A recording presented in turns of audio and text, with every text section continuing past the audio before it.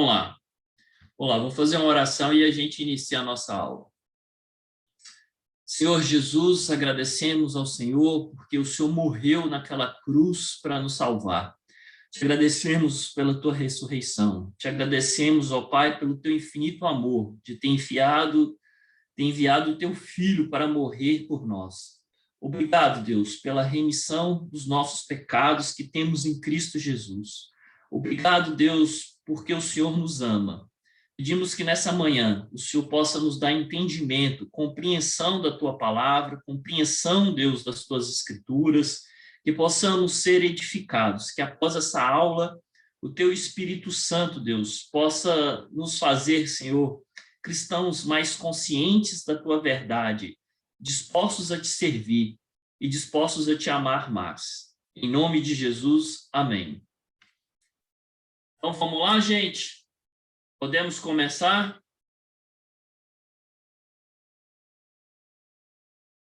Eu vou iniciar a aula então, hein?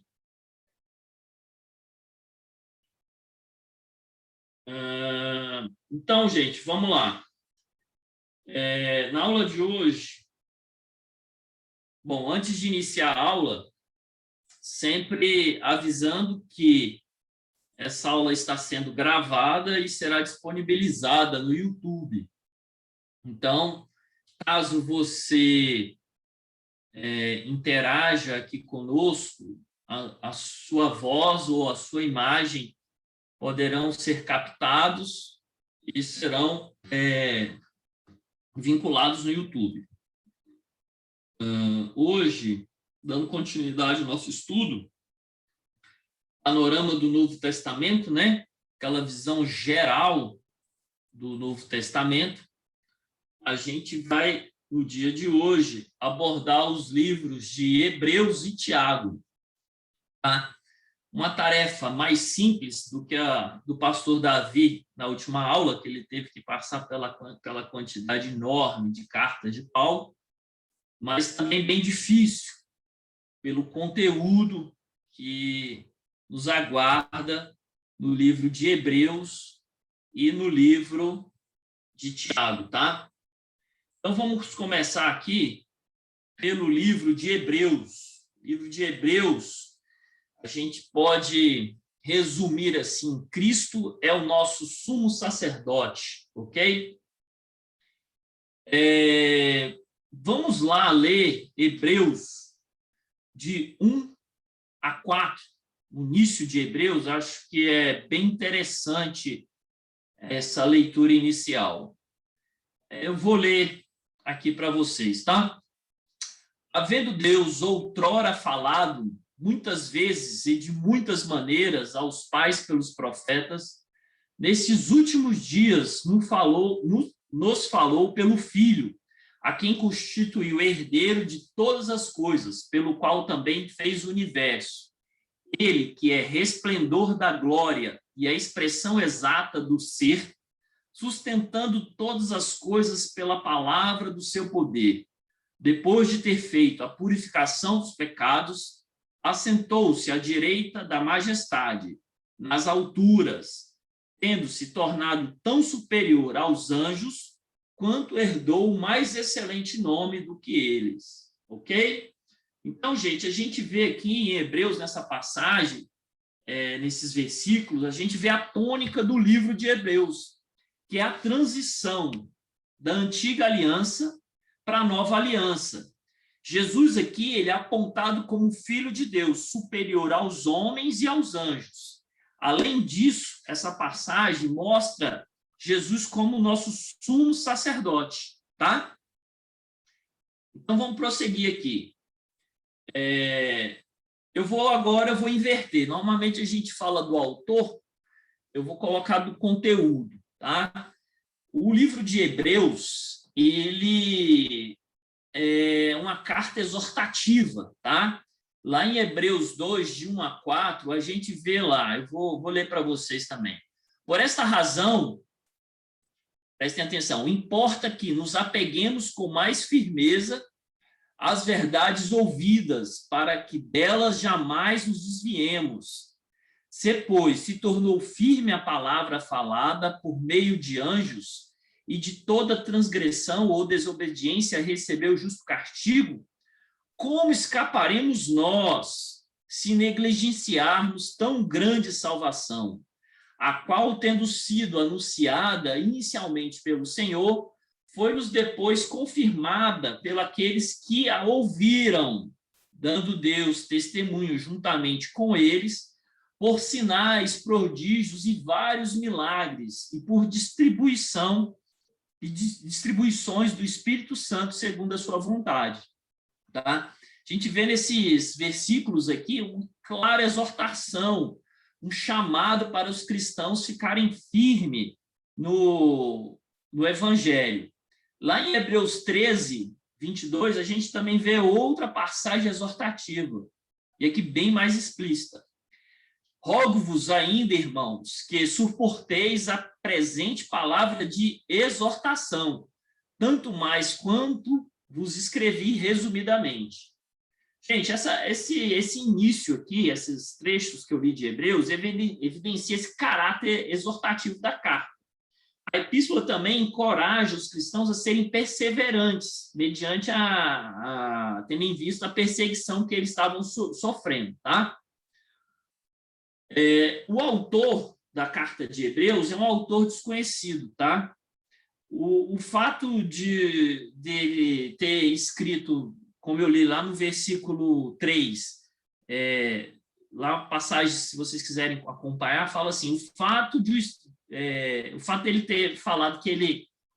Bom, deixa eu voltar lá, em Hebreus, no comecinho.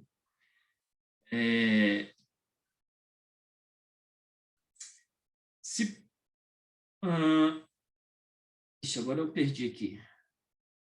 Como escaparemos nós se negligenciarmos tão grande salvação, a qual, tendo sido anunciada inicialmente pelo Senhor, aqui ele faz remensão a Jesus, né? Foi-nos depois confirmada pelos que a ouviram. Esse aqui é o versículo 3 do capítulo 2. Então, aqui a gente entende como o autor ele se incluiu nessas pessoas que receberam a mensagem do evangelho por meio de terceiros. A gente tem a ideia que ele não era nenhum dos apóstolos. Os estudiosos falam que o autor de Hebreus não seria um dos apóstolos. Apesar de ter havido muita controvérsia a respeito da autoria do livro de Hebreus, tá? Inicialmente foi acreditado a Paulo, depois a Pedro, a Lucas, já chegou-se até a falar que Apolo escreveu o livro de Hebreus. Entretanto, a gente não consegue aferir ou ter uma certeza quem seria o autor do livro. Por isso, a melhor posição é a gente afirmar que o autor do livro de Hebreus é indeterminado, é desconhecido, ok? A data é aqui provavelmente entre o ano 67 e 69, tá? Depois de Cristo, e os destinatários dessa carta são os cristãos da segunda geração, como a gente viu lá no capítulo 2, versículo 3, né? Eles seriam eles que receberam o evangelho mediante a exposição de terceiros, né? Aos judeus, com certeza aos judeus, isto é, aos hebreus, os quais poderiam ser de qualquer igreja, poderia ser os hebreus da Terra Santa ou de qualquer parte do mundo. E a gente pensa que os destinatários é justamente essa comunidade de hebreus, comunidade de judeus cristãos, porque a epístola ela é repleta de referências à história e à religião judaica, né? Ela não se dirige, a gente não consegue, ao ler o livro de Hebreus, nenhuma prática pagã ou alguma particularidade do paganismo. Ademais, a gente tem uma ênfase muito grande no sacerdócio levítico e nos sacrifícios, bem como a ausência de qualquer referência à comunidade de gentios, tá? Por isso a gente conclui, os grandes estudiosos concluem que os destinatários da carta de Hebreus é a comunidade judaica, tá? De judeus cristãos, pelo menos na sua maioria. Importa frisar também que a gente não sabe aonde que essa comunidade vivia? Se era na Terra Santa, se era na Itália, se era na Ásia Menor, né? Lá no capítulo 13, versículo 24, vocês vão ver lá, quando vocês lerem, você fala, os da Itália vos saúdam. Essa é uma referência ambígua, tá? Só por essa frase, a gente não pode dizer que essa carta significasse que o escritor, o autor de Hebreus, tivesse referência aos cristãos, aos judeus cristãos da Itália, tá? Podia ser que os cristãos da Itália teriam deixado a Itália e estavam vivendo em outro lugar. Daí o autor de Hebreus estaria mandando um salve, um alô dos italianos que estavam convivendo com ele para outros italianos. Ou o autor poderia estar dizer que ele estava na Itália e os italianos que estavam com ele mandavam um salve para outros judeus, outros cristãos de outro lugar. Ou ainda que o autor não estava na Itália, nem os destinatários na Itália, mas que uma comunidade de italianos que estava naquele local indeterminado estava mandando um salve para aqueles cristãos, para aqueles hebreus de um determinado lugar. Então, assim, a autoria e os destinatários específicos é algo que é indeterminado na carta de Hebreus, tá? No livro de Hebreus, a gente tem algumas palavras-chave. A gente tem a palavra aliança, né, que vem do grego diateké, literalmente é um acordo, vontade, testamento. Isso é importante porque o autor de Hebreus explica por que a nova aliança, o porquê, o motivo da nova aliança, e que a nova aliança completou a primeira aliança feita no Monte Sinai. O autor usa essa expressão, essa palavra do grego, ao longo de todo o livro, né? Em uma analogia como se fosse um testamento. Assim como o conteúdo de um testamento entra em vigor quando uma pessoa morre, né? Quando você faz um testamento, você faz um testamento em vida. E aquele testamento ele vai produzir efeitos após a morte da pessoa, né? Também a morte de Cristo iniciou uma nova aliança, que nos liberta da escravidão da primeira aliança, que era a escravidão, não era a escravidão da primeira aliança, a escravidão do pecado, né?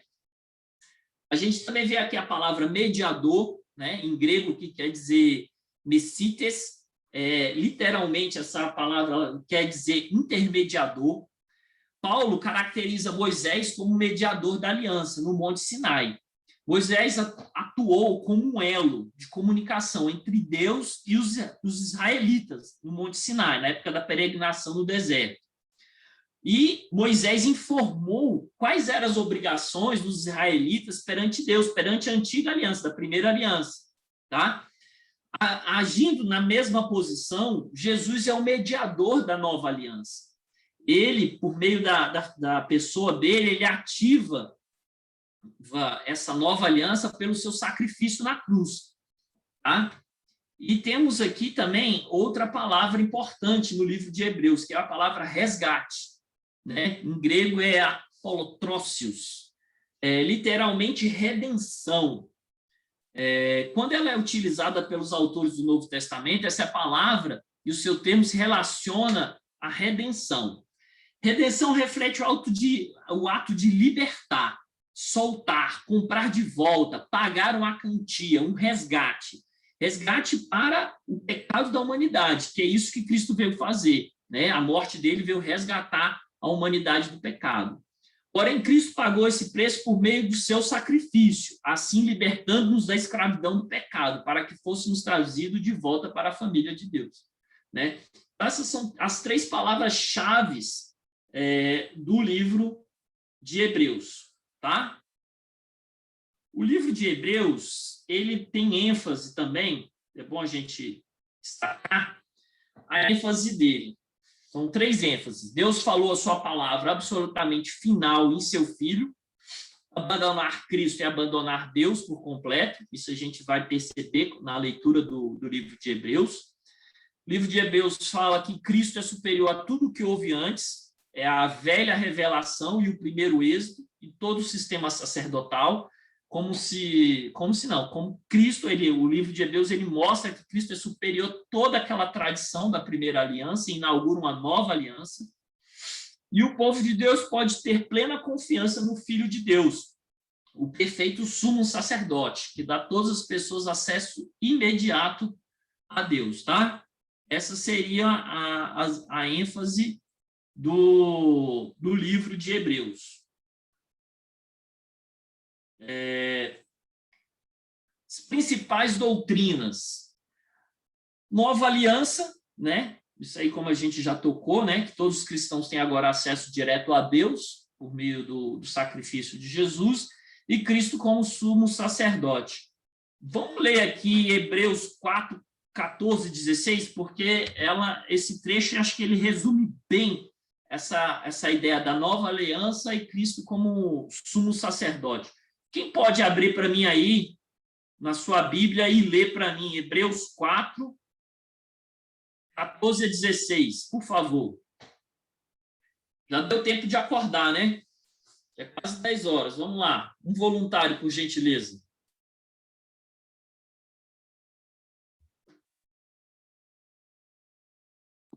Voluntário, por favor.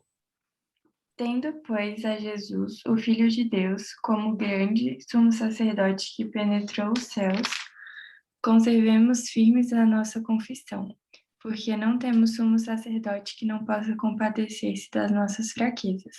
Antes, foi ele tentado em todas as coisas, à nossa semelhança, mas sem pecado. Acheguemo-nos, portanto, confiadamente junto ao trono da graça, a fim de recebermos misericórdia e acharmos graça para socorro em ocasião oportuna. Muito obrigado. Muito obrigado. Então, gente, esse trecho aqui de Hebreus, ele resume muito bem essas principais doutrinas, né? A doutrina de uma nova aliança, Jesus como nosso sumo sacerdote, tá? Aquele que nos permite encontrar com Deus diretamente. Essa é um trecho muito interessante de Hebreus, tá? O livro de Hebreus, ele é um livro que ele está fundamentado na obra do sacerdócio levítico. Para a gente entender Hebreus, a gente precisa ler um pouco e entender o livro de Levítico, tá? Entender o livro de Levítico é essencial para a gente compreender o livro de Hebreus. Em sua graça, Deus estabeleceu um sistema de sacrifícios que, simbolicamente, essa palavra é importante para a nossa aula, simbolicamente, representava o arrependimento interior dos pecados e do seu perdão divino, tá?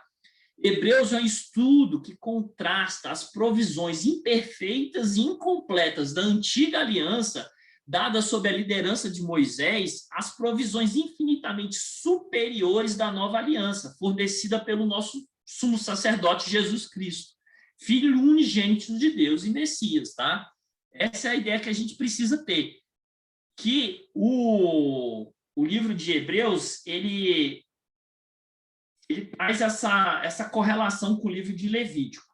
E falando de Levítico, aqui a gente vai ter que falar um pouco sobre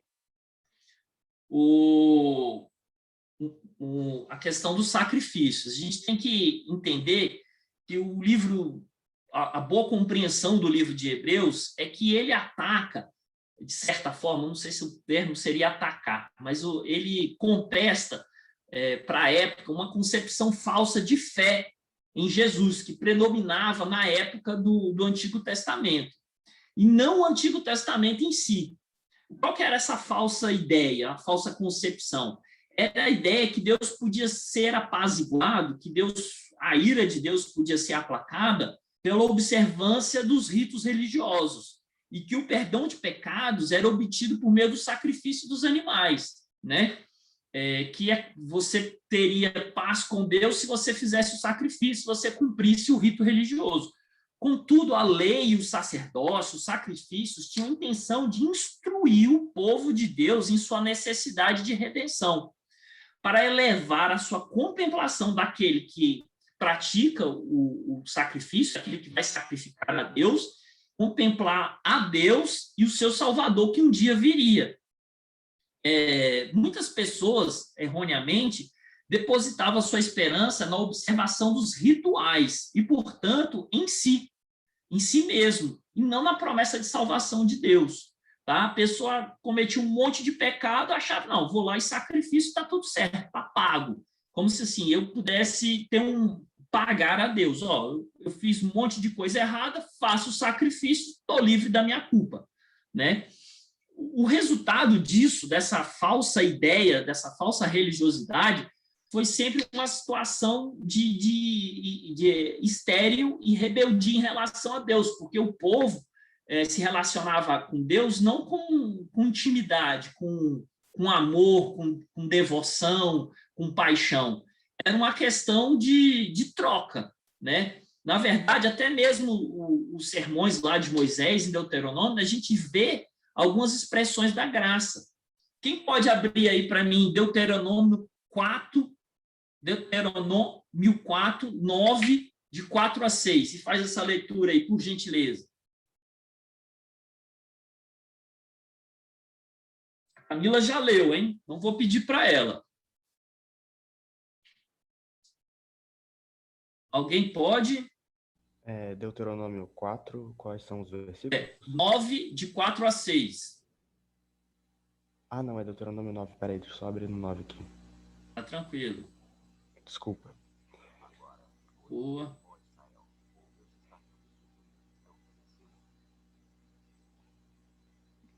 O que foi isso? Eu fiquei perdido nisso daí. Eu achei que alguém estava botando no Google Tradutor. Deuteronômio 9. De 4 a 6. Beleza.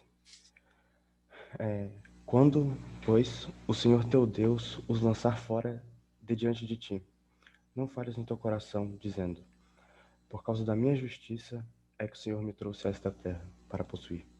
Porque pela impiedade dessas nações é que o Senhor as lança fora de diante de ti.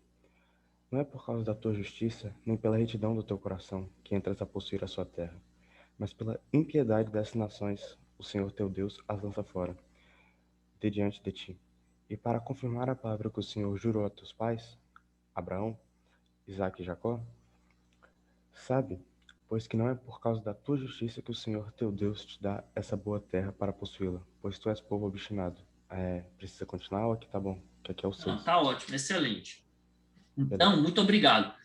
Nessa passagem a gente vê que o povo hebreu, ele não tinha mérito de conquistar a terra santa, a terra prometida. Né? Aquilo ali, eles estão conquistando aquilo por uma promessa que Deus fez aos pais deles e por castigo à impiedade das nações, porque não havia mérito nenhum deles. Tá? Em outras passagens, o problema é que nosso tempo não permite. A gente vê diversas passagens também na lei mosaica, em Levítico, em Números. A gente vê Deus falando sobre graça, sobre perdão. Às vezes a gente acha que esse negócio que não havia espaço para graça no Velho Testamento, havia sim lá. Passagem lá em Deuteronômio, em Levíticos, fala que se o teu inimigo, se o boi do teu jumento, o jumento do teu inimigo, o boi do teu inimigo estiver precisando estiver numa situação de dificuldade, estiver perdido, estiver caído num poço, que é para você ajudar, para você tirar, para você não fazer o mal, pagar o mal pelo mal. Então, existia já, entendeu, dentro da lei, vários, digamos assim, dispositivos que apontavam pela graça. Só que o povo, na sua maioria, via aquilo apenas como uma forma de pagamento. Eu faço isso aqui, Deus me perdoa e ele não vai me amaldiçoar. Né? Era uma relação de troca, de crédito. Né? E, definitivamente, essa não é a ideia nova que eu estou falando para vocês. Isso está explicitamente lá no Velho Testamento. Olha lá, em 1 Samuel 15, 22 a 23, eu vou ler para vocês. Porém, Samuel disse: tem porventura o Senhor tanto prazer em holocaustos e sacrifícios, quanto em que se obedeça a sua palavra? Eis que obedecer é melhor do que sacrificar, e o atender melhor do que gordura de carneiros, porque a rebelião é como o pecado de feitiçaria, e a obstinação é como idolatria, e o culto a ídolos do lar. Visto que rejeitastes a palavra do Senhor, ele também te rejeitou a ti, para que não sejas rei. Samuel está falando para Saul. Então, aqui a gente tem a noção bem clara que o sacrifício ele é importante, mas o mais importante é a obediência, é o serviço. Saul tinha um coração obstinado, ele não tinha um coração voltado para Deus. O coração dele, ele confiava em si, ele tinha a confiança na sua força, na sua talvez na sua beleza, né? Porque a Bíblia fala que ele era muito bonito, alto, né? Então ele confiava nele, ele tinha as próprias coisas dele.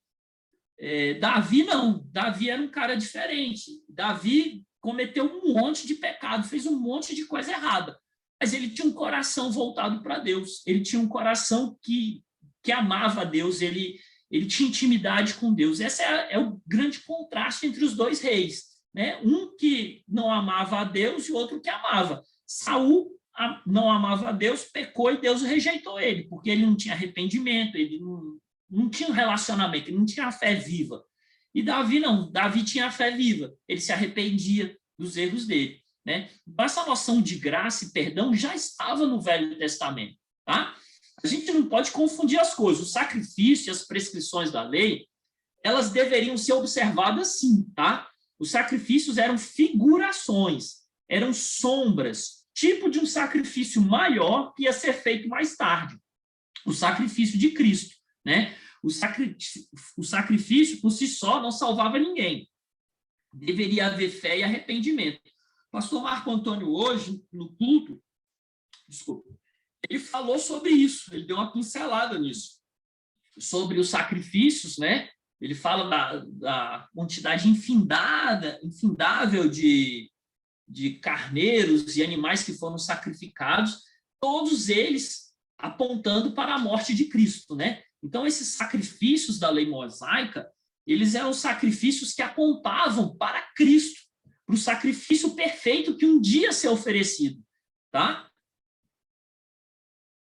E essa visão equivocada do judaísmo, que eu estou falando de vocês, esse judaísmo meritório e legalista, essa visão distorcida levava uma justificação em si próprio, né? Na observância da lei e na prática do sacrifício. Levava um judaísmo meritório que não havia espaço para a graça de Deus. E é apenas esse entendimento equivocado do Antigo Testamento que o autor de Hebreus critica. Obviamente, os tempos do sacrifício animal, os rituais dos sumos sacerdotes, são coisas do passado, pois agora o que eles simbolizavam já havia acontecido, que era a morte de Cristo, tá? Eles tinham a importância, mas eles em si, os sacrifícios do Antigo Testamento, eles em si, eles não salvavam ninguém, né? O que salvava era a fé, o arrependimento, era a comunhão com Deus, o se relacionar com Deus, tá? Vamos seguindo aqui. Um dos temas fundamentais de Hebreus é que todos os cristãos agora eles têm acesso à soberania, eles têm acesso a Deus mediante a nova aliança. Portanto, eles podem se aproximar-se do trono de Deus confiadamente. O ensino primordial de Hebreus, simbolizado pelo serviço no tabernáculo, era que os cristãos sobre a aliança da lei não tinham acesso direito à presença de Deus. Não sei se vocês lembram, né, que o tabernáculo era dividido, que as pessoas não podiam chegar perto, só entrava o sacerdote, ele entrava aqui, e uma vez por ano ele entrava aqui no Santo dos Santos, né? Não sei se vocês lembram. Então, o acesso a Deus era algo que ficava bem distante do povo. Agora, com o sacrifício de Jesus, o sacrifício perfeito, todos aqueles que se achegam a Deus, que professam a Cristo, têm acesso a Deus. Tá? Essa aqui é a grande novidade que Hebreus traz. E aqui a gente vê também em Hebreus outra situação, que Jesus é superior aos anjos. Tá? A gente vê 7 citações bíblicas, tá? E ele faz a remissão aqui no capítulo 1, de 4 a 14, dos versículos 4 a 14, e aí ele vai fazendo um paralelo com algumas algumas passagens dos Salmos, tá? E ele 7 vezes ele afirma que Jesus é superior aos anjos. Parece até óbvio para a gente isso, né? Mas importante, a gente tem que sempre entender o contexto das cartas para a realidade que eles estavam vivendo. Naquela época existia uma corrente de pensamento que considerava Cristo apenas um anjo, que ele não era o filho de Deus, ele era digamos, um super anjo, assim, né? Havia uma comunidade em Qumran, acho que é Qumran que se pronuncia, de judeus messiânicos, que vivia ali às margens do Mar Morto. E eles haviam se retirado da sociedade, viviam uma vida comunitária e religiosa própria, e eles incluíam a adoração de anjos. E essa comunidade falava que Jesus não era o filho de Deus, ele era apenas um anjo, né? E essa comunidade, especialmente essa comunidade Qumran, eles chegavam a afirmar que Miguel era superior, né? Que o arcanjo Miguel era superior a Jesus. Então, por conta dessas aberrações doutrinárias, essas heresias que circulavam lá, talvez o autor de Hebreus tenha afirmado, né, tenha gastado tempo aqui para afirmar que Jesus é superior aos anjos, tá?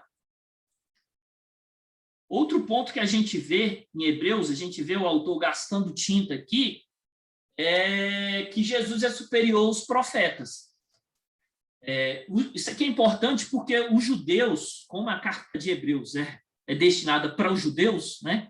Os judeus eles superestimavam os profetas, principalmente Moisés e Elias, e de todos os profetas Moisés, né? Moisés e Elias estavam em alta conta para o povo judeu. Então, importava demonstrar, o autor tinha que demonstrar que até os maiores homens de Deus, né? Até aqueles maiores profetas, eles eram inferiores a Jesus Cristo, tá? Então, o autor ele faz 7 afirmações aqui, logo no comecinho, afirmações sobre o caráter de Jesus, né? Que Jesus é herdeiro de todas as coisas, que Jesus é o Criador, que ele é o resplendor da glória de Deus, que ele representa e exalta, ele é a representação exata do ser de Deus, ele é o sustentador de todas as coisas, Salvador e Senhor exaltado. Isso aqui deixa bem claro que que Jesus é superior aos profetas. Tá? Isso aqui também era importante para a comunidade judaica ali entender. Vamos lá. Dicas de leitura. Quando vocês lerem Hebreus, vou dar algumas dicas aqui. O autor ele usa um modo rabínico, uma espécie de raciocínio de argumentação. Ele sempre parte de uma premissa menor para a maior. Ele fala assim, se isso é verdade em algo menor, muito será em algo maior, né? Se algo é verdadeiro em A, quanto mais em Z, lá no final do alfabeto. Então, isso é uma espécie de raciocínio que o rabínico que o autor usa ao argumentar na carta de Hebreus.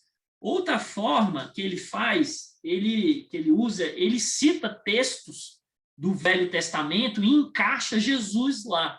Ele fala, olha, esse texto aqui, né, esse texto aqui, ele vai encaixando Jesus naqueles contextos bíblicos, principalmente do livro de Salmos. Ele usa muito o livro de Salmos para fazer referência a Jesus, como Jesus sendo a promessa, o cumprimento da promessa, tá?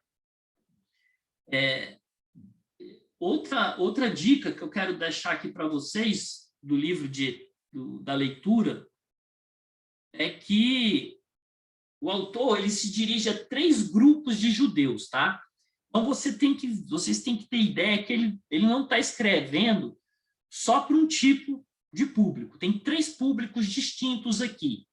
O principal grupo, a maioria, era constituído de hebreus cristãos, que sofriam com a rejeição e a perseguição por parte dos seus compatriotas judeus, tá? A carta foi escrita para dar encorajamento e confiança em Cristo, seu Messias e sumo sacerdote. É uma carta, lembra que do início da aula, eu falei que é uma carta exortativa. Então, olha, fiquem firmes, não vacilem, perseverem, tá? esse grupo formava, de certa forma, um grupo de cristãos, de certa forma, imaturos. Eles estavam tentados a se agarrar às tradições, aos rituais simbólicos da velha aliança. Tá? Esse é o primeiro grupo. O segundo grupo é que o autor se dirige, era entregado por judeus incrédulos. O que é isso? Era o convencido, mas não convertido. Eles estavam intelectualmente, eles conseguiam compreender e aceitar que Jesus era o Messias, mas eles não viviam aquilo dentro do coração, eles não tinham uma fé verdadeira. Isso aqui a gente pode fazer um paralelo com muito cristão hoje, né? Muito cristão, às vezes, nasce na igreja, né? Nasce num lar cristão, às vezes está muito tempo na igreja, está convencido intelectualmente que Jesus Cristo é o Filho de Deus, mas o coração está longe de Cristo, entendeu? O coração está longe de Deus. Esse é um segundo grupo que o autor de Hebreus conversa, né, com esse segundo grupo. E o terceiro grupo era formado por judeus incrédulos, pessoas que não estavam convencidos da verdade do evangelho, já tinham ouvido a exposição do evangelho, mas não se convenciam da verdade do evangelho. Grande parte do capítulo 9 do livro de Hebreus é destinado a esse terceiro grupo, tá? Agora a gente vai fazer aqui um pequeno passeio sobre o livro de Hebreus. O tempo não dá, né? A gente já vai para 10h14 e eu ainda nem comecei Tiago. Mas vamos lá. Lá em Hebreus, no início, bem no comecinho, a gente vai ver a superioridade da posição de Jesus Cristo. A gente vai ver que Jesus tem o melhor nome, que Jesus é melhor do que os anjos, que ele é um mensageiro maior do que os mensageiros passados, que eram os profetas, que Deus tem uma mensagem maior na pessoa de Jesus do que a mensagem dos profetas, tem uma salvação perfeita e maior do que a salvação proposta pela primeira aliança, pela antiga aliança, que Jesus é superior a Moisés, que Jesus dá um descanso melhor. Tudo é melhor na nova aliança do que na velha aliança, tá? No ponto 2 aqui, a gente vê a superioridade do sacerdócio de Cristo, tá? A gente vê que Cristo é superior porque ele é o sumo sacerdote. A gente tem uma exortação aqui no capítulo 5, iniciado no versículo 11 até o capítulo 6, versículo 20, uma exortação ao compromisso total com Cristo. A gente vê um paralelo entre o sacerdócio de Cristo com o sacerdócio de Melquisedeque. Até gostaria de falar mais aqui sobre essa comparação e sobre o sacerdote de Melquisedeque, mas não vai ter tempo. A gente vê a superioridade do ministério sacerdotal de Jesus Cristo, tá? Por meio de uma aliança superior e um santuário maior e superior, que ele sendo o próprio templo, né? Por meio de um sacrifício superior. E no finalzinho aqui do nosso passeio, a gente pode observar aqui os privilégios do cristão. Ele vai falar da fé salvadora, ele vai falar da falsa fé, ele vai falar da fé genuína, ele vai falar dos heróis da fé, ele vai falar da fé perseverante, ele vai também falar da conduta cristã em relação aos outros, em relação a nós mesmos, em relação a Deus. Basicamente, é um passeio muito rápido sobre o livro de Hebreus, é esse aqui. Aqui eu vou pontuar sobre os heróis da fé, porque no capítulo 11, ele começa o capítulo 11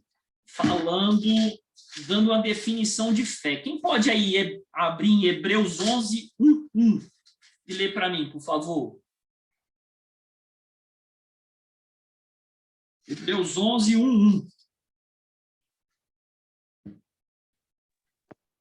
Ora, a fé é a certeza de coisas que se esperam, a convicção de fatos que se não veem. Obrigado, tá? Aqui ele dá essa definição de fé. E logo em seguida, ele começa a falar sobre, no versículo 4, digamos assim, seria o hall da fama da fé. seriam os heróis da fé, né? Ele vai falando que a vida desses santos atesta o valor de viver pela fé, né? E aí ele vai começar a falar sobre Abraão, ele vai falar sobre os profetas, ele vai falar sobre Jefté, sobre todos não, mas grande parte dos personagens bíblicos que a gente conhece.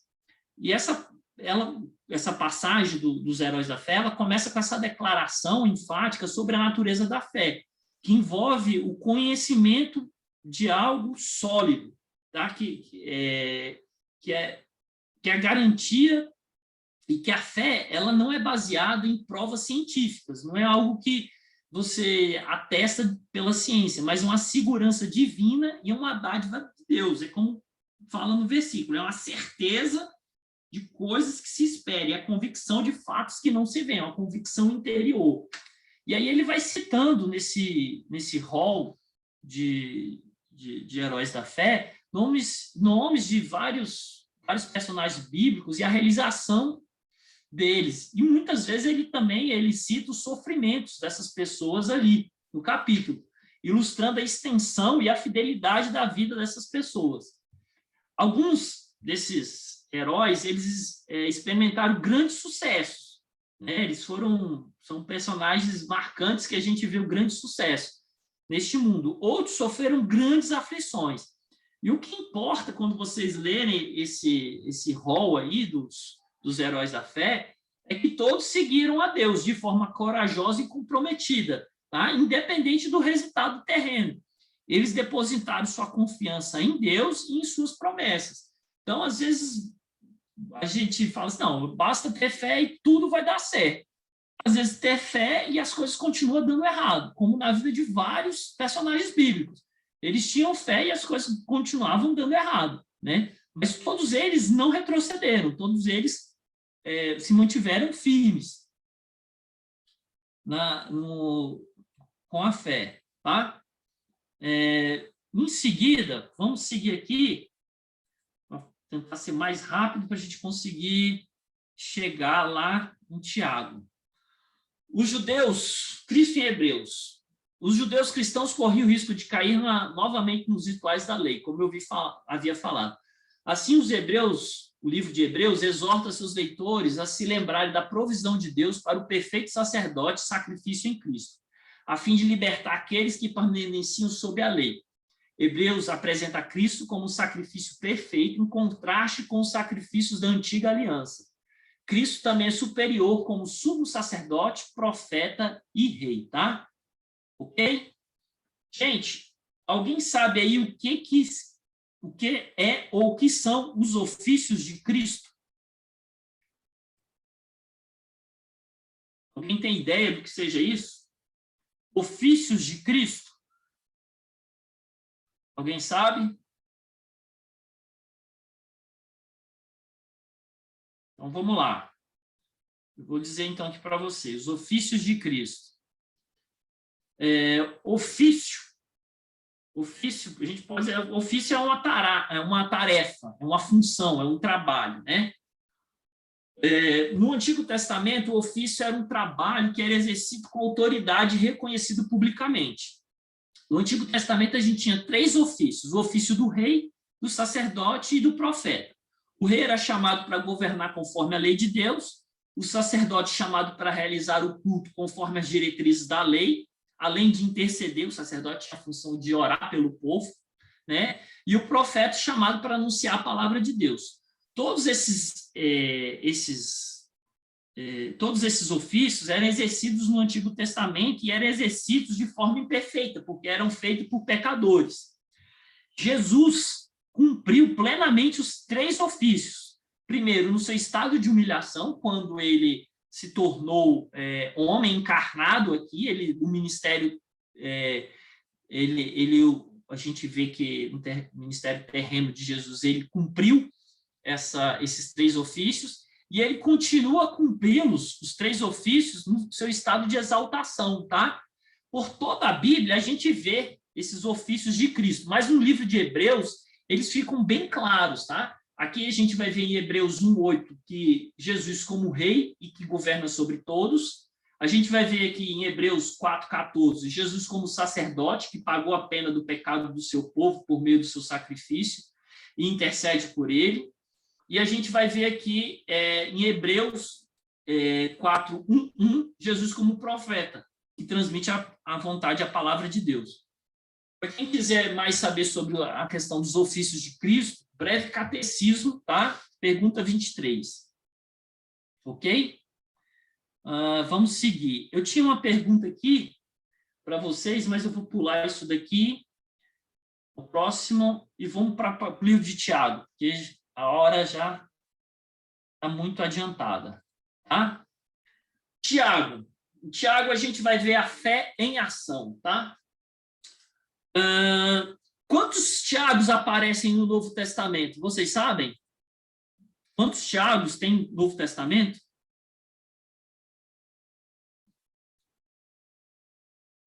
Alguém chuta aí? Quantos Tiagos?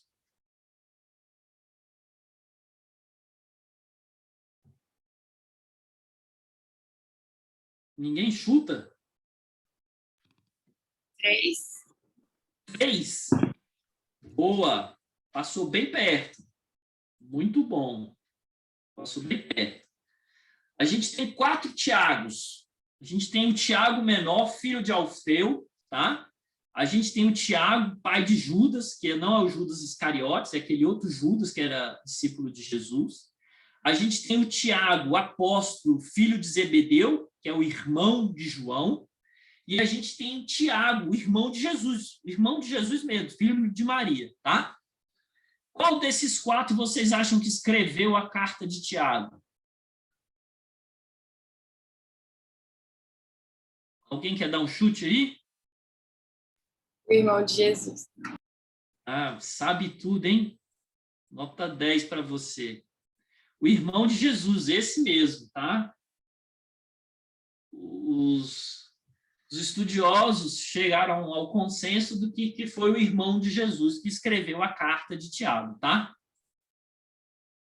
Esse daí. O Tiago, ele foi escrito a primeira carta, segundo que os estudiosos, ali por volta do ano 44 a 49 depois de Cristo, tá? Esse é o ano. O destinatário são os cristãos em geral, tá?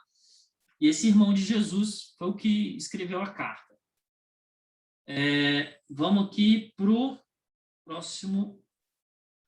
Principais doutrinas do livro de Tiago. A gente vê obras, a salvação é determinada somente pela fé, e esta é demonstrada pela fidelidade em obedecer à vontade de Deus. A gente também vê aqui a questão da conduta piedosa, viver com sabedoria por meio de obediência intransigente à palavra de Deus, tá? São as principais doutrinas do livro de Tiago. Cristo em Tiago, tá? Cristo em Tiago, a gente vai ver que Tiago, ele se refere explicitamente a Jesus somente 2 vezes. Porém, toda a sua carta está repleta de referências aos ensinamentos de Cristo, especialmente ao Sermão da Montanha. Tiago mostra que a aplicação da verdade à vida de seus leitores e dá a eles, os cristãos, um claro entendimento acerca da sabedoria de Cristo. A gente vai ver, e a gente pode dizer assim, que o livro de Tiago é o livro de provérbios do Novo Testamento. Assim como Provérbios está para o Antigo Testamento, Tiago estaria para o Novo Testamento em relação a Provérbios, tá? E quando a gente faz uma comparação entre o Sermão do Monte e o livro de Tiago, a gente vê que tem muita coisa que se encaixa. Por exemplo, Tiago 1:2, aí a gente fala, lá ele fala sobre a alegria em meio à provação. E a gente vê isso aqui lá em Mateus 5, de 10 a 12. Eu vou ler aqui para você lá. Tiago 1:2 fala: meus irmãos, tende por motivo de toda alegria o passardes por várias provações. No Sermão do Monte, em Mateus de 5, 10 a 12, fala: bem-aventurados os perseguidos por causa da justiça, porque deles é o reino dos céus. Bem-aventurados sois quando, por minha causa, vos injuriarem e vos perseguirem, e mentindo disserem todo mal contra vós. Regozijai-vos e exultai, porque é grande o vosso galardão nos céus, pois assim perseguiram os profetas que viveram antes de vós. Então, a gente vai vendo todo esse paralelismo entre Tiago e o Sermão do Monte. Tá? Em Tiago aqui, ó, de 1 a 19, que fala o mandamento contra a ira. Em Tiago 1,19 fala assim: sabeis essas coisas, meus amados irmãos. Todo homem, pois, que seja pronto para ouvir, tardio para falar, tardio para se irar, porque a ira do homem não produz justiça de Deus. Em Mateus 5:22, a gente vê lá: eu, porém, vos digo que todo aquele que, sem motivo, se irar contra o seu irmão, estará sujeito a julgamento, tá? E assim a gente vai ver ao longo de todo o livro de Tiago essa correspondência entre o Sermão do Monte, o desejo aqui, o desejo e a obra de Deus em nós, a perfeição, pedir boas dádivas a Deus, toda boa dádiva e todo dom perfeito vem de Deus, tá? A gente vai ver essa correspondência entre o livro de Tiago e o Sermão do Monte, né? A gente vê aqui em Tiago 1:22 a 25, o contraste entre os praticantes e ouvintes da palavra. Eu vou ler rapidinho aqui, Tiago, para vocês. Tornai-vos, pois, praticantes da palavra e não somente ouvintes, enganando-vos a vós mesmos, porque se alguém é ouvinte da palavra e não praticante, assemelha-se ao homem que contempla um espelho ao seu rosto natural, pois assim mesmo se contempla e se retira e para logo se esquece de como era a sua aparência. Mas aquele que considera atentamente na lei perfeita, a lei da liberdade, e nela persevera, não sendo ouvinte negligente, mas operoso praticante, esse será bem-aventurado no que realizar.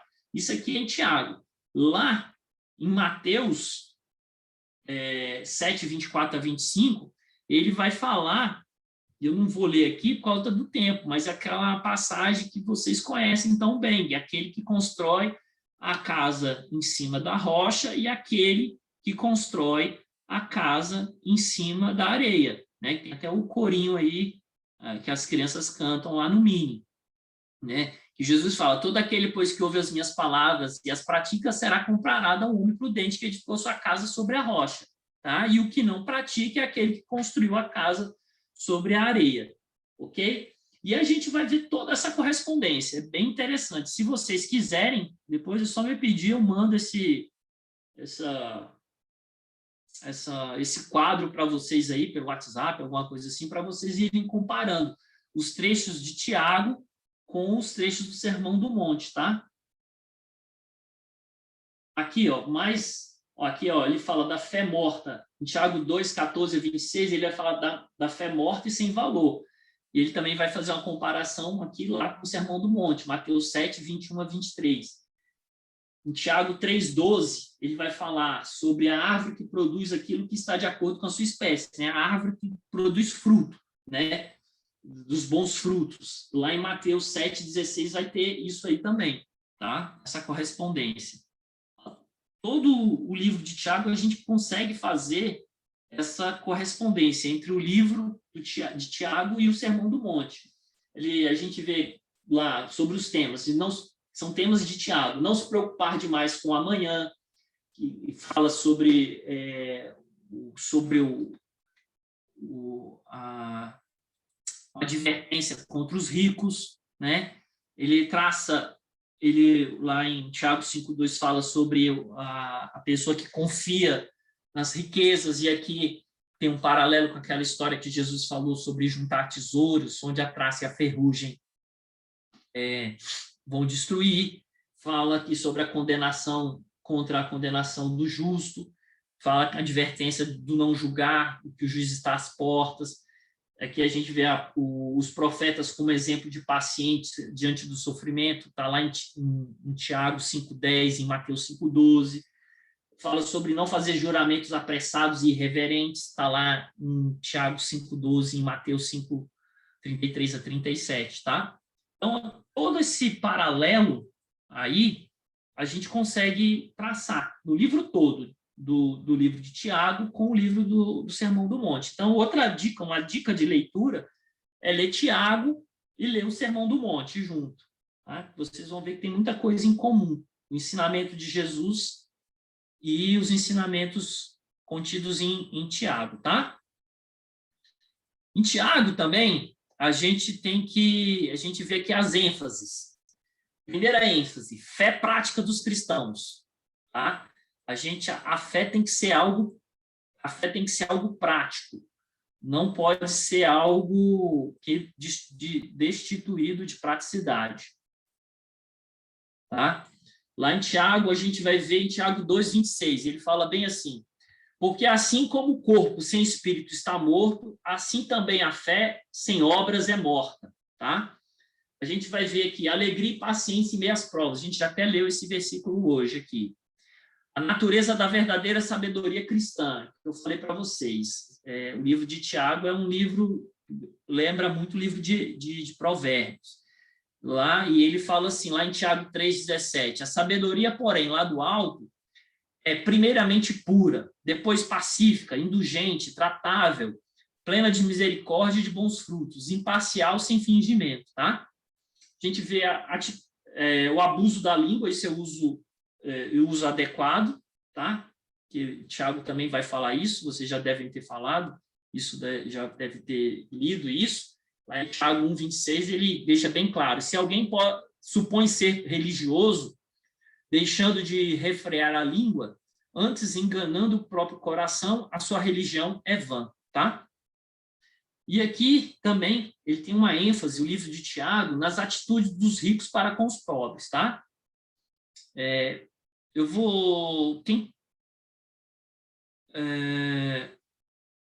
Quem pode ler aí para mim Tiago 2, de 5 a 7, por favor?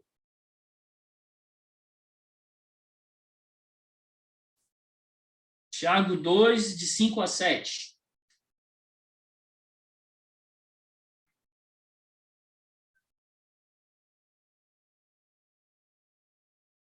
Alguém lê? Ouvi, meus amados irmãos. Não escolheu Deus os que para o mundo são pobres, para serem ricos em fé e herdeiros do reino que ele prometeu aos que o amam? Entretanto, vós outros menosprezastes o pobre. Não são os ricos que vos oprimem, não são eles que vos arrastam para tribunais? Não são eles os que blasfemam o bom nome que sobre vós foi invocado? Se vós, contudo, observais a lei rege segundo a Escritura, amarás o teu próximo como a ti mesmo, fazeis bem. Se, todavia, fazeis acepção de pessoas, cometeis pecado, sendo arguidos pela lei como transgressores. Muito obrigado, tá? É isso aí. E lá também, Tiago 5, de 1 a 6, ele vai dar uma ênfase muito semelhante a essa. Aqui é importante a gente esclarecer algumas coisas. Primeiro que a salvação, a salvação é a eleição soberana de Deus. Não está relacionada a algum mérito humano. Não é porque você é rico, você é pobre, porque você é bonito, é feio, é inteligente. Não é isso. Deus ele tem um critério dele, a gente não consegue entender, mas a salvação é a eleição soberana de Deus.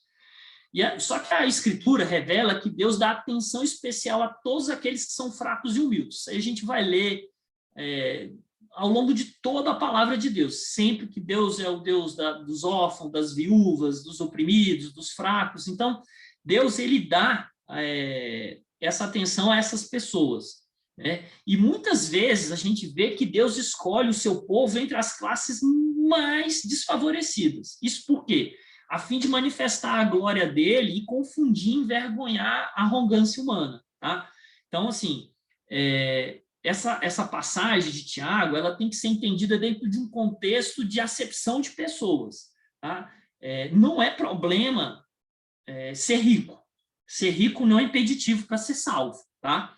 Embora a palavra de Deus alerte sobre as dificuldades e os laços que a riqueza pode ser no coração do homem, ser rico não é impeditivo para a pessoa ir para o céu. E ser rico também não é sinônimo de ser mau caráter. Isso tem que ficar bem claro.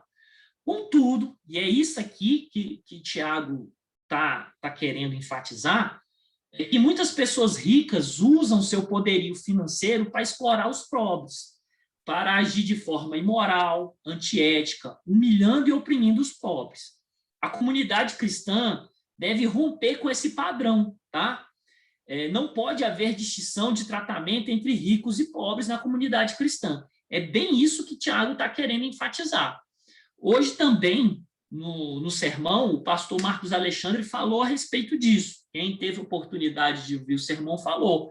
Ele falou que nós mesmos, nós crentes, na nossa igreja, às vezes a gente faz isso.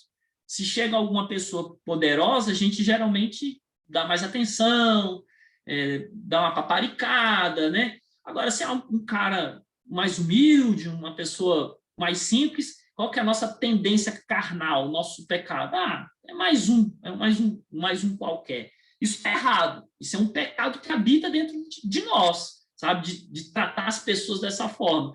Dentro da nossa comunidade cristã, a gente tem que tratar todos de igual forma, seja ele rico ou pobre, famoso ou um anônimo, tá? Por exemplo, tem igreja, e infelizmente eu tenho que pontuar isso, tem igreja aqui na nossa cidade que tem lugar de honra especial para empresário, autoridade política, para esse tipo de coisa. Isso é inconcebível à luz da palavra de Deus, tá? Tiago, ele fala isso, não tem como a gente tratar as pessoas com esse tipo de distinção, tá? E Tiago também, ele quer exortar como os ricos deveriam se portar diante dos pobres, tá? Eu vou ler aqui para vocês Tiago 2, de 15 a 16. Se um irmão ou uma irmã estiverem carecidos de roupa e necessitados de alimento cotidiano, e qualquer entre vós lhe disser, ide em paz, aquecei-vos e fartai-vos, sem contudo lhe dar o necessário para o corpo, qual é o proveito disso? Qual que é o proveito disso? Ele está questionando aqueles que têm dinheiro, podem fazer alguma coisa pelo pobre e não faz nada, principalmente os pobres da comunidade cristã, tá? Lá em 1 Timóteo 6, 17 a 19, Paulo exorta a respeito disso, e ele dá uma orientação bem clara como é que os ricos devem se portar. E ele falando para que Timóteo faça isso em relação aos ricos, tá? Ele falando para Timóteo, exorta aos ricos do presente século que não sejam orgulhosos e nem deposite sua esperança na instabilidade da riqueza, mas em Deus, que tudo nos proporciona ricamente para o nosso aprazamento, que pratiquem o bem, sejam ricos de boas obras, generosos em dar, prontos em repartir, que acumulem para si mesmos tesouros sólidos, fundamento para o futuro, a fim de se apoderarem da verdadeira vida, tá? Então, aqui há uma clara exortação aos ricos para que eles não confiem no dinheiro, eles não confiem, não traga esse ranço do mundo e do pecado, da gente achar que nos dá conforto, o que nos dá segurança, o que nos traz paz é nosso dinheiro, a nossa conta bancária, a posição social que a gente ocupa na sociedade. O livro de Tiago, Tiago está exortando justamente isso daí, tá? Vou passar aqui para vocês dicas de leitura de Tiago. Tiago é um tratado de ensaios morais curtos, provérbios, né? Enfatiza a perseverança na tribulação e a vida cristã, responsável, com preocupação especial de que os cristãos pratiquem e preguem e vivam junto em harmonia. A carta tem uma variedade enorme de assuntos, tá? Como a gente viu aquela correlação lá entre o Sermão do Monte e Tiago, a gente vê que tem uma quantidade enorme de assuntos, assim como o livro de Provérbios, que tem uma quantidade enorme de assuntos.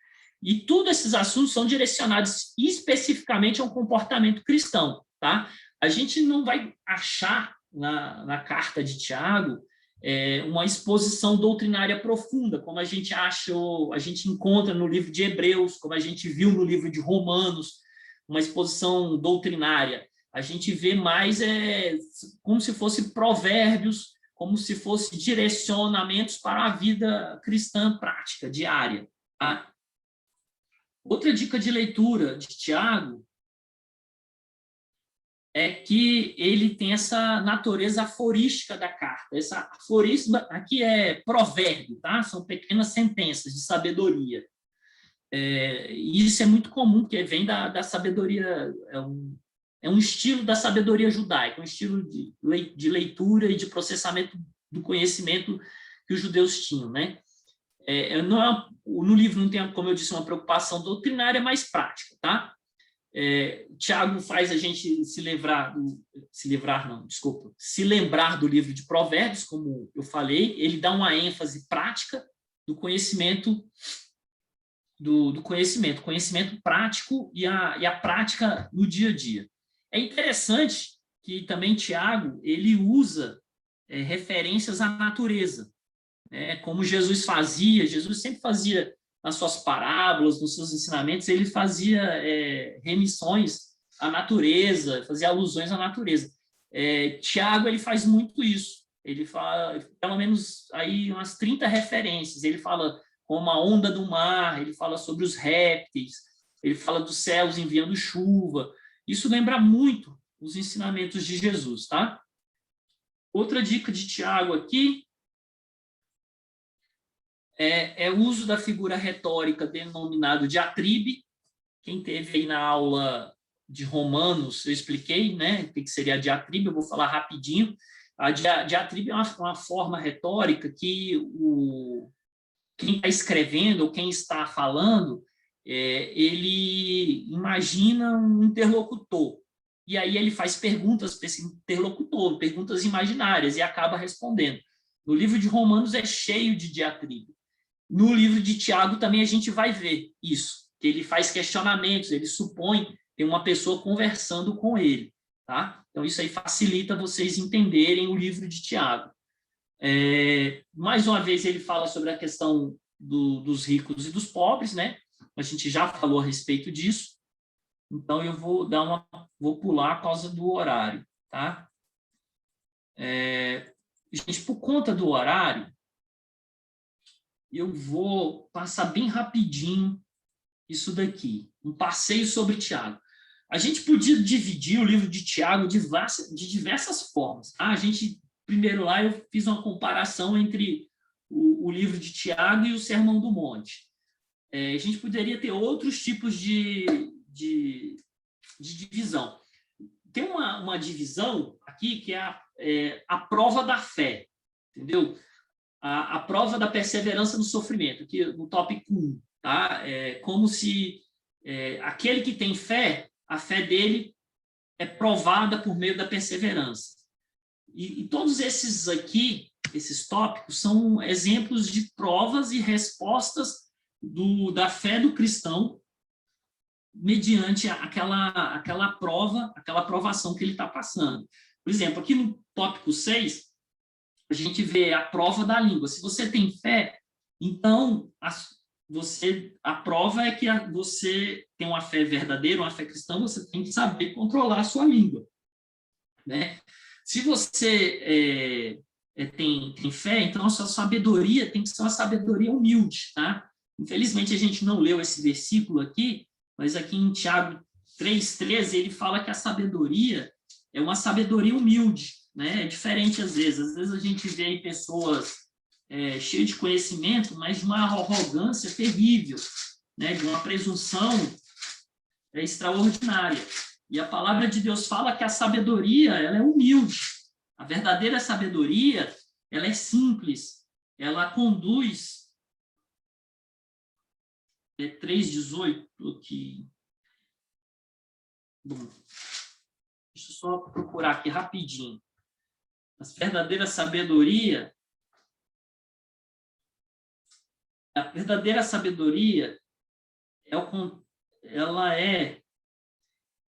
versículo 5. Ela não é a sabedoria terrena e animal nem demoníaca, pois onde a inveja e sentimento faccioso, aí vem confusão de toda espécie de coisas ruins. O Tiago está advertindo.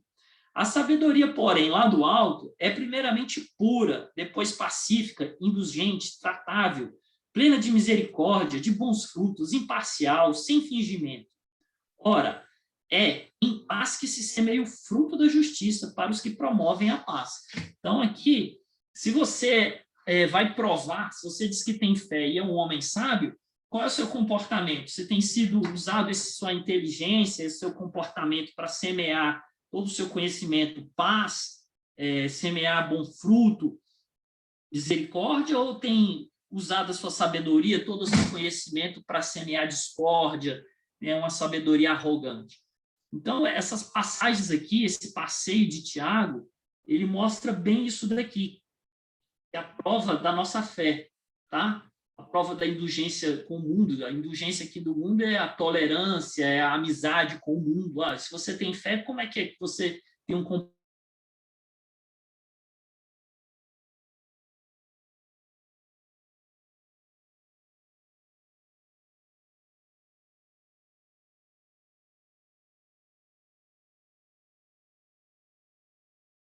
nesse ponto aqui, sobre alegria e provação, tá? Alguém pode ler esse versículo aí que está no slide, por favor?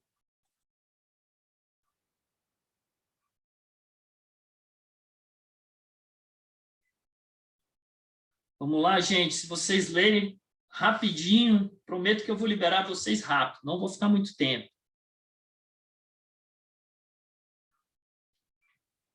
Alguém pode? Bom, então eu vou lá ler, tá? Rapidão. Não, então leia. Achamos um voluntário, graças a Deus. Leia, por favor, querido. Meus irmãos, tende por motivo de toda alegria o passardes por várias provações, sabendo que a provação da vossa fé, uma vez confirmada, produz perseverança. Ora, a perseverança deve ter ação completa, para que sejais perfeitos e íntegros, em nada deficientes. Muito obrigado, tá? Logo no início do livro de Tiago, a gente se depara com algo muito difícil de entender, que é a alegria por passar em provação. Que coisa estranha, né? Primeira coisa é entender que isso aqui não é um prazer mórbido, tá? Não é prazer em sofrimento que Tiago está falando. Olha, eu tenho que ter prazer em sofrer. Nossa, que coisa difícil. Isso é antinatural, tá? Não é isso. E está sendo orientado aqui é que a gente deve procurar um contentamento em meio à provação, porque Deus é que permite a provação. E o resultado da provação, o resultado daquela dificuldade que a gente está passando, é a edificação do crente, é o amadurecimento da vida cristã. O sofrimento traz a possibilidade de crescimento espiritual, tá? É difícil ninguém sofrer. Todo mundo sofre, só que ninguém quer sofrer, tá? A gente evita o sofrimento o tempo todo. E hoje, mais difícil ainda, porque a nossa sociedade é uma sociedade hedonista, uma sociedade gourmetizada, né? Uma sociedade cheia de facilidades. E essa perspectiva é mais difícil para a gente, tá? O termo grego aqui, que fala considerem, né? Em algumas traduções falam considerem, outros falam tende por motivo de, que tende por motivo de. Ele pode ser traduzido por avaliem, ou tenham em consideração com. O Tiago está querendo aqui que a gente encare a aprovação com uma disposição de alegria, uma disposição de contentamento, sem ressentimento, sem fazer daquilo, achasse que aquilo ali fosse algo extremamente penoso. A reação natural diante de qualquer provação é nunca se alegrar, tá? Isso é normal. Agora, o que ele quer é que a gente assuma esse compromisso sério de enfrentar as provações com uma disposição de alegria. Essa é a pegada desse início, tá? Desse versículo. O termo provação vem de uma palavra grega que sugere tribulação, ou algo que quebre o padrão de paz, de conforto e de felicidade, algo que todo mundo busca. A forma verbal dessa palavra significa colocar alguém ou algo à prova, com o propósito de descobrir a natureza dessa pessoa ou qualidade de uma coisa. Então, assim, provação é você descobrir algo, o que tem dentro daquilo, você descobrir a natureza daquilo. Deus permite as provações para aumentar a nossa fé, a qualidade da nossa fé e para o nosso amadurecimento espiritual, para o nosso crescimento, tá? Por isso que ele fala sobre essa questão da alegria. Okay?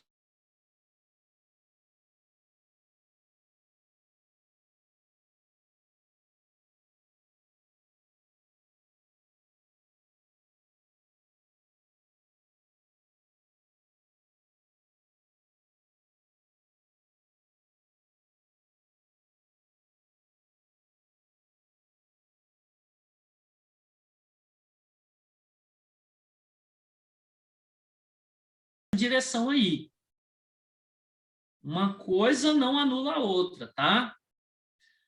Vamos lá. Tiago, ele não quer dizer que a pessoa é salva pelas obras. A gente já afirmou isso, ele já afirma isso, que toda boa dádiva, todo bom fruto vem de Deus, lá em Tiago 1, 17 a 18. Antes, a preocupação aqui de Tiago é mostrar que existe um tipo de fé aparente que é inútil e que não salva. O ensino de Tiago consiste com o restante de toda a Escritura. A gente vai ver isso lá em Mateus, a gente vai ver isso em João, que a árvore ela tem que produzir bom fruto, né?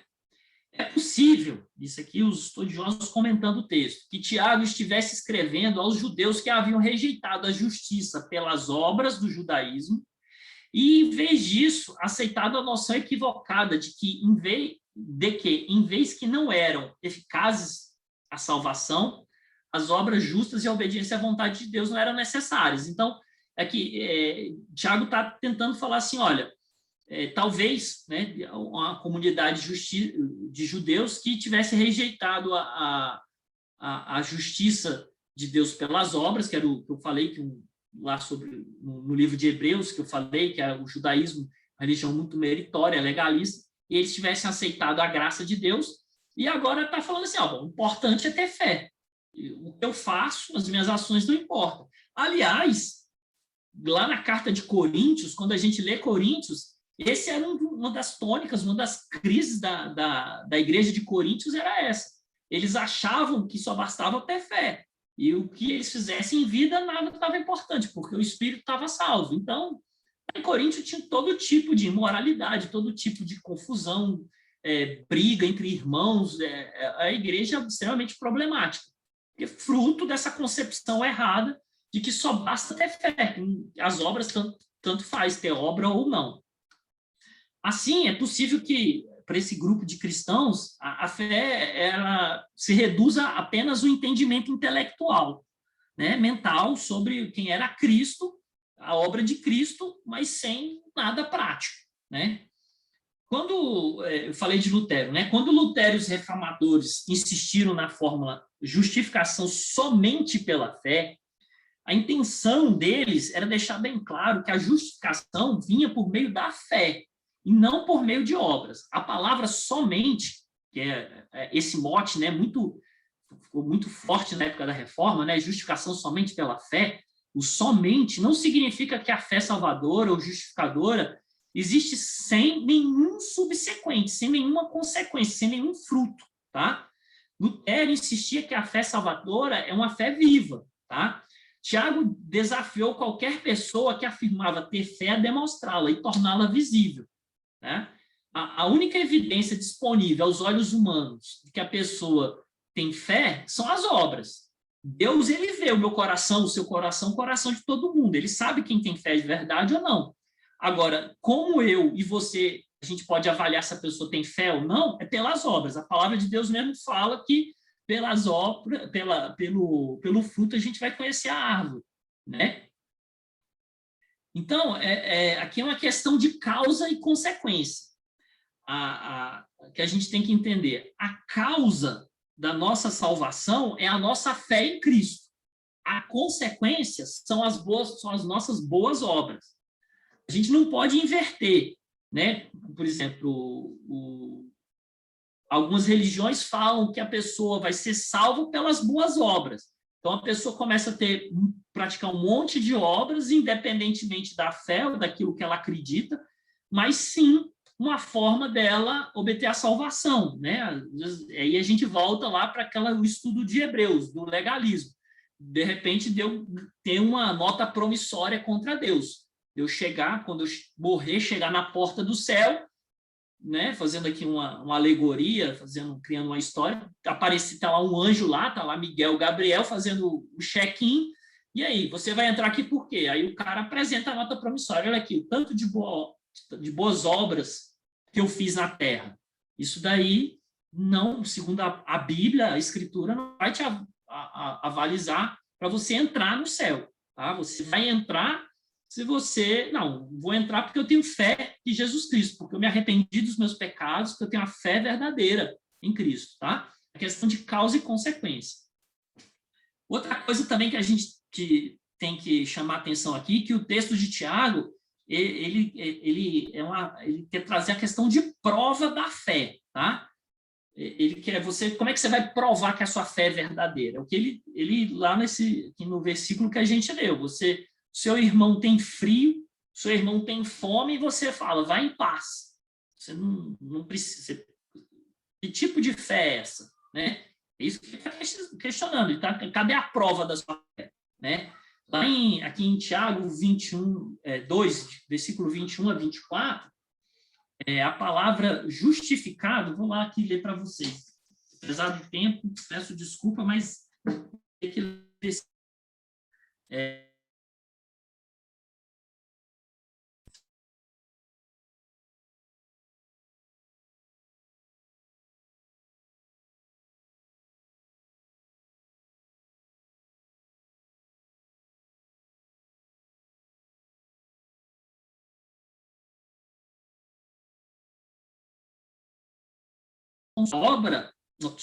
Ora, Abraão creu em Deus e isso lhe foi imputado para a justiça. E foi chamado amigo de Deus.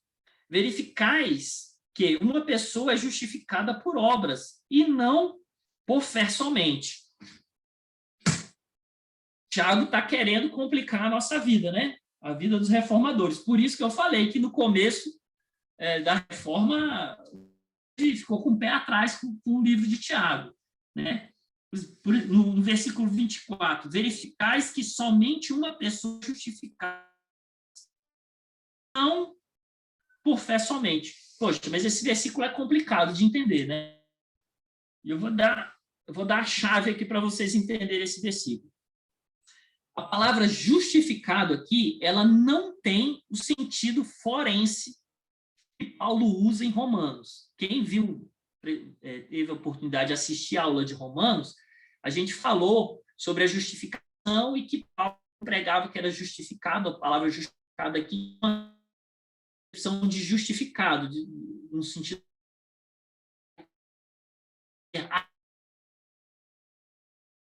a conotação justificado que Paulo dava no livro de Romanos. Essa daqui, do versículo 24, ele não tem essa noção. Ela tem a noção deve ser compreendido como demonstrar, provar, revelar, tá? Esse justificado aqui, se a gente entender, trocar demonstrado e revelado, a gente não... Vou fazer essa leitura trocando a palavra. Verificais que uma pessoa demonstra por obras e não somente por fé, somente. Então, quando a gente entende, demonstra, prova, revela aqui a salvação, a gente consegue entender melhor. Lá, eu vou mostrar para você que Jesus usou esse termo com essa palavra. Você fala, não, mas você está querendo torcer aí a tradução para encaixar na doutrina. Não é isso. Eu vou ler para vocês aqui em Lucas 7, 35, tá? Jesus usou da mesma forma que Tiago usou. E olha, Jesus era irmão de Tiago, tá? Talvez aí a proximidade que eles tinham. Olha lá. Lucas 7, 35. Eu vou ler aqui.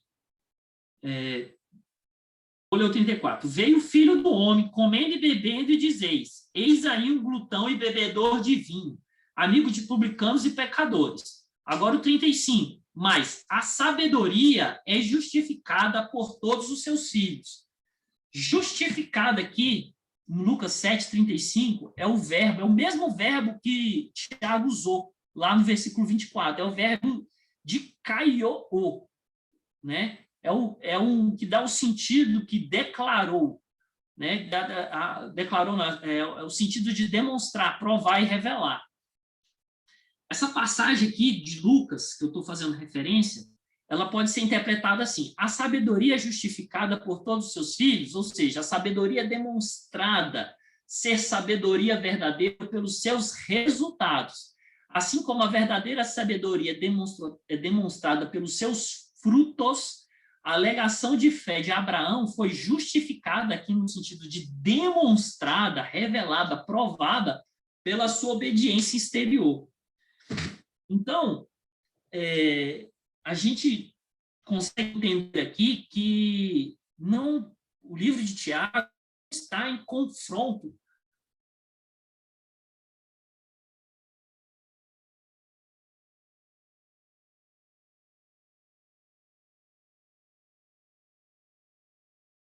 como demonstrada, revelada, provada, né? Então, acho importante trazer esse ponto aqui para vocês, para quando vocês estiverem lendo Tiago, falar assim, puxa, então agora bagunçou minha cabeça aqui. Eu li em Romanos que a salvação é pela fé e agora o Tiago está falando que a salvação é por obras. Não é isso. O Tiago está enfatizando que a salvação, a fé verdadeira, ela é demonstrada, ela é provada por obras. Ela não está dizendo que a pessoa vai ser salva por obras, tá? Tanto é que lá, agora eu mostrei também para vocês que é o mesmo termo, a mesma palavra, é dita com a mesma conotação usada por Jesus, em Lucas 7,35. Ok? Pessoal, alguma dúvida?